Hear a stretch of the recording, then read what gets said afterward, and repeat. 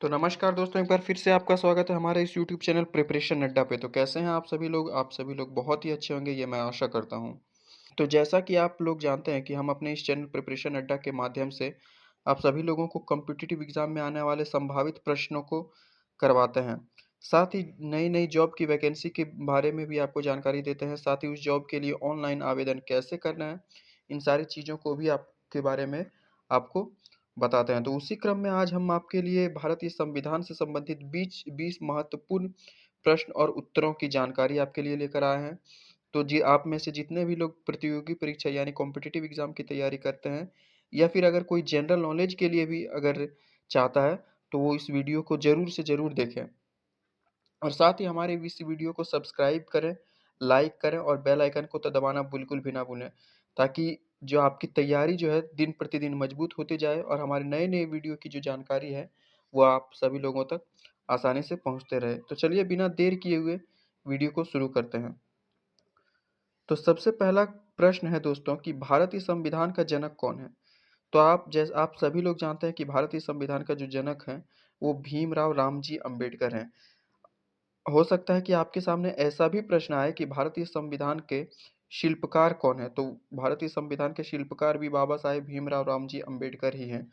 ऐसा क्यों? ऐसा इसलिए क्योंकि जो संविधान सभा है, उनके जो ड्राफ्टिंग कमेटी के जो अध्यक्ष थे, यानी प्रारूप समिति के अध्यक्ष भी जिन्हें हिंदी में कहा जाता है, प्रारूप समिति के जो अध्यक्ष थे, वो बाबा साहेब भीमराव रामजी अम्बेडकर ही थे।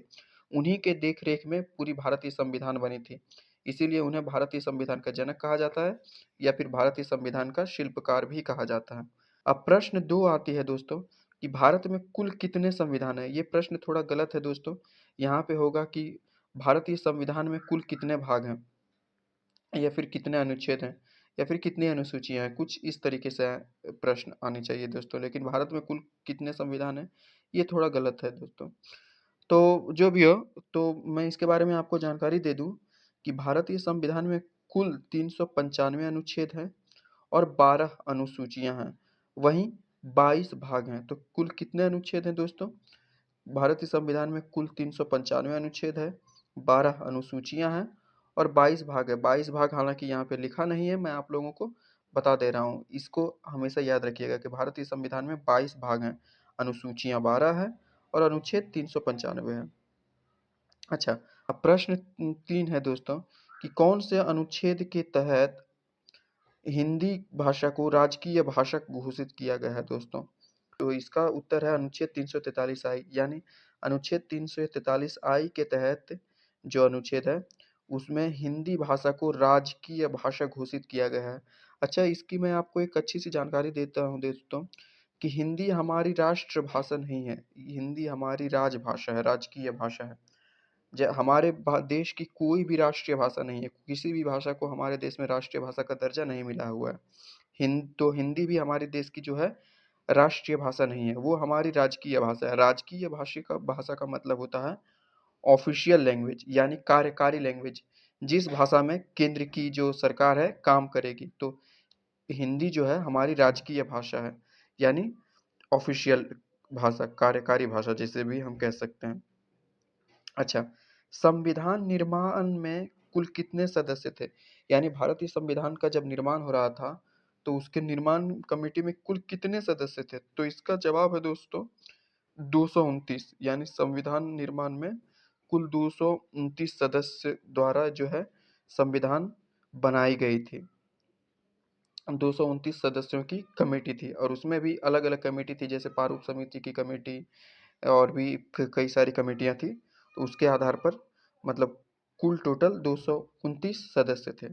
अच्छा, दुनिया का सबसे अच्छा संविधान किसका है? दुनिया का सबसे अच्छा संविधान किसका है, ये कहा गया है दोस्तों। तो दुनिया का सबसे अच्छा संविधान भारत का संविधान है। ऐसा क्यों कहा जाता है दुनिया का सबसे अच्छा संविधान भारत के संविधान को क्यों कहा जाता है? इसके पीछे का कारण है कि भारत का संविधान जो है बहुत विस्तृत है।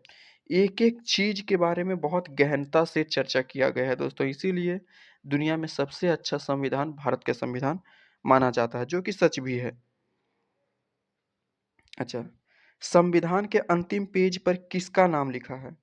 अच्छा, ये बहुत ही ज़रूरी क्वेश्चन है दोस्तों। कई बार ये प्रतियोगी परीक्षा में पूछा जा चुका है कि संविधान के अंतिम पेज पर किसका नाम है? तो संविधान के अंतिम पेज पर प्रेम बिहारी नारायण रायजादा का जो है नाम लिखा है। अब आप में से कई लोग सोचेंगे कि ये प्रेम बिहारी नारायण रायजादा कौन है? इसके बारे में तो आप लोगों ने कभी सुना ही नहीं। तो प्रेम बिहारी नारायण रायजादा जो हैं, वो उन्होंने संविधान को डिज़ाइन किया था। मतलब संविधान कैसा दिखेगा, उसको संविधान की जो किताब है, वो कैसी दिखेगी, उसको डिज़ाइन करने का जो श्रेय है, प्रेम बिहारी नारायण रायजादा को जाता है। इसीलिए जो है जो संविधान के अंतिम पृष्ठ यानी अंतिम पेज पर जो है, प्रेम बिहारी नारायण रायजादा का नाम अंकित है। अच्छा, मूल अधिकार कितने हैं? प्रश्न जो 7 है दोस्तों, प्रश्न संख्या 7 है कि मूल अधिकार कितने हैं? तो दोस्तों आप लोगों को बता दूं कि मूल अधिकार कितने हैं। तो मूल अधिकार कुल टोटल 7 है। अच्छा, मूल अधिकार किसे कहते हैं दोस्तों? मूल अधिकार का मतलब होता है ऐसे अधिकार जो कि जीवन जीने के लिए जरूरी हैं, उसी उन्हीं को मूल अधिकार कहते हैं। किसी भी परिस्थिति में आपसे मूल अधिकार सरकार नहीं छीन सकती है, इतना जान लीजिए दोस्तों। किसी भी परिस्थिति में मूल अधिकार आपसे सरकार छीन नहीं सकती है। हाँ, अगर किसी भी तरह की मतलब सबसे खराब स्थिति आ गई है अगर देश में गृह युद्ध की स्थिति आ गई है, तो आपके मूल अधिकार को कम किया जा सकता है, पूरी तरह से खत्म नहीं किया जा सकता, इतना आप याद रखिए। तो मूल अधिकार हमारे जो हैं वो 7 हैं। मूल अधिकार किसे कहा जाता है? मूल अधिकार ऐसा अधिकार होता है जो कि जीवन जीने के लिए बहुत ही ज़रूरी है। तो मूल अधिकार किसको दिया जाता है? जो भी भारतीय नागरिक है, उन सभी को मूल अधिकार दिया जाता है। हालाँकि कुछ-कुछ मूल अधिकार देशियों को भी दिया जाता है, जैसे कोई अमेरिका से घूमने आया, ऑस्ट्रेलिया से या फिर किसी भी देश से आया है, तो कुछ-कुछ मूल अधिकार जो हैं, उन लोगों को भी दिया जाता है दोस्तों।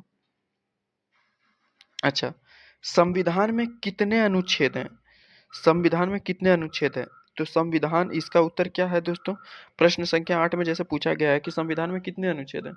तो संविधान में टोटल 448 अनुच्छेद हैं। अच्छा, अब आप में से कई लोगों के दिमाग में ये आएगा कि आपने तो अभी कहा कि कुल टोटल 395 अनुच्छेद हैं। हाँ, बिल्कुल ये बात सही है कि संविधान में टोटल 395 अनुच्छेद ही हैं। 448 अनुच्छेद कहने का मतलब ये है कि संविधान की जो बेसिक संरचना है, जो मूल संरचना है, उसमें 395 अनुच्छेद ही हैं और उसको कभी नहीं बदला जा सकता है।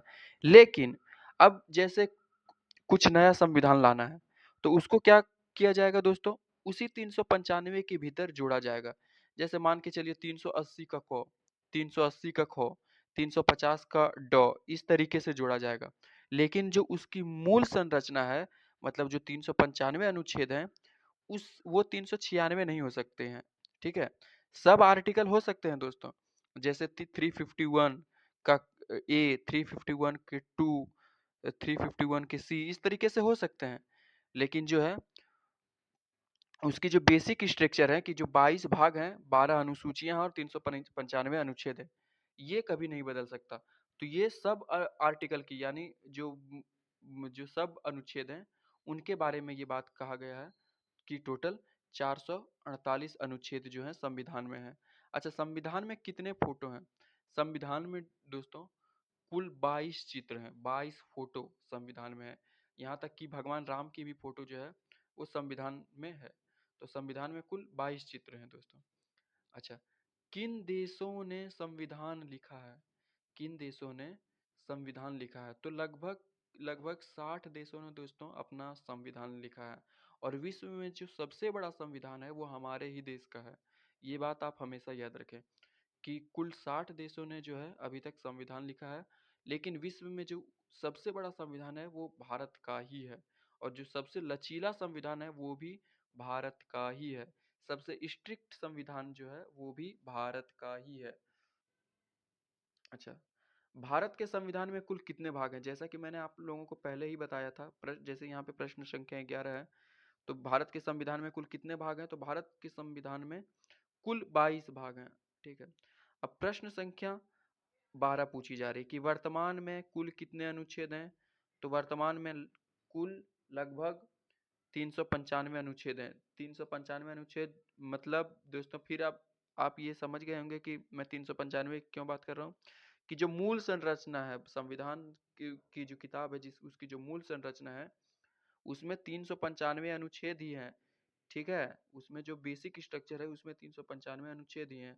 ये जो 448 अनुच्छेद हैं वो उनके सब आर्टिकल हैं, ठीक है? अच्छा, अब प्रश्न संख्या 13 में यहाँ पूछा जा रहा है कि भारत के संविधान में कितने देशों से लिया गया है, यानी भारत के संविधान को बनाने में किन किन देशों की सहायता ली गई है, किस किस देशों का संविधान जो है रिफरेंस के रूप में लिया गया है, संदर्भ के रूप में लिया गया है भारत के संविधान को बनाने में।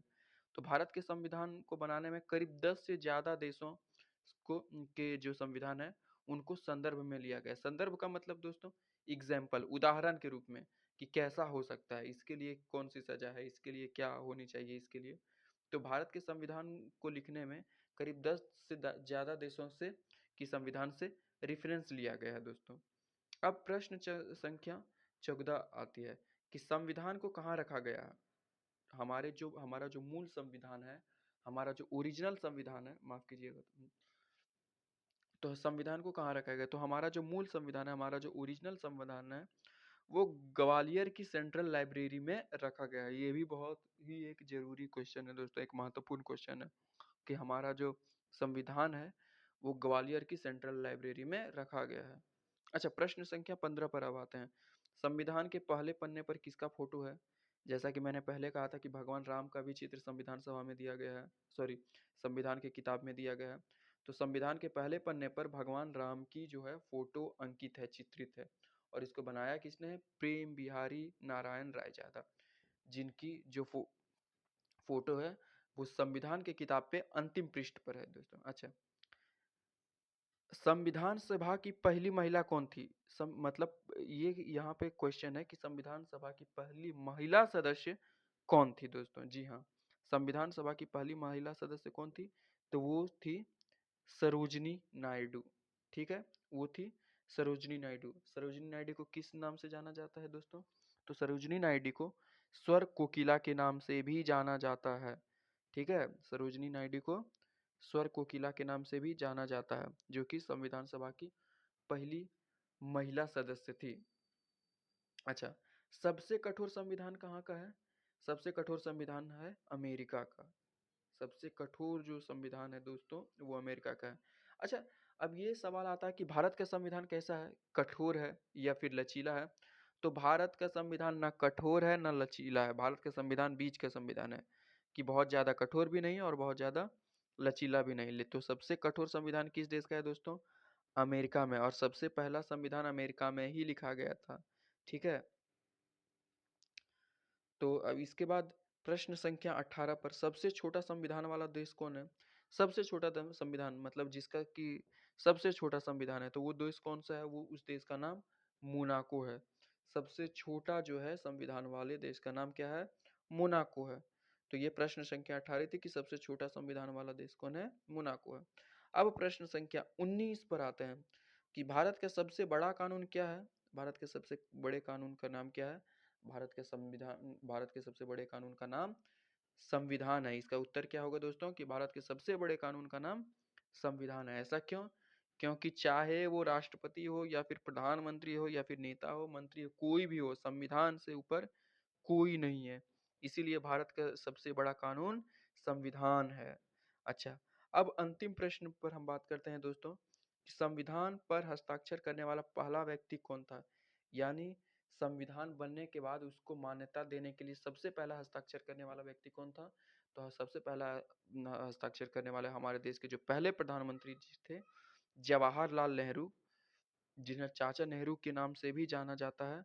तो संविधान पर हस्ताक्षर करने वाले हमारे पहले व्यक्ति थे, कौन थे, हमारे देश के प्रथम प्रधानमंत्री जवाहरलाल नेहरू जी।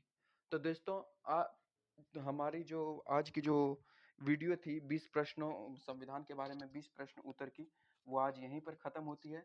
कल हम फिर से आपके लिए नया वीडियो लेकर आएंगे और नए क्वेश्चंस लेकर आएंगे। किसी भी सब्जेक्ट से संबंधित वो हो सकता है, वो जियोग्राफी से संबंधित हो सकती है, या फिर वो हिस्ट्री से संबंधित हो सकती है, या फिर वो संविधान से संबंधित हो सकती है। तो किसी भी चीज़ों से संबंधित हो सकती है, किसी भी विषय से संबंधित कोई प्रश्न उत्तरी हो सकती है। इस चैनल पर हम आपके लिए रोज़ाना नए-नए जो है प्रश्नोत्तरी सीरीज़ लाते रहते हैं, प्रश्नोत्तरी के वीडियो लाते रहते हैं और साथ ही नए-नए जॉब्स की नोटिफ़िकेशन भी आपके लिए लेकर आते हैं। साथ ही उस जॉब के लिए आपको कैसे आवेदन करना है, उन सारी चीज़ों की एक महत्वपूर्ण जानकारी आपसे हम रोज़ाना साझा करने की कोशिश करते हैं। तो हमारे चैनल को लाइक एंड सब्सक्राइब ना भूलें। साथ ही बेल आइकन को दबाना ना भूलें ताकि आने वाले वीडियो की लेटेस्ट जानकारी सबसे पहले आप तक पहुँचे। धन्यवाद।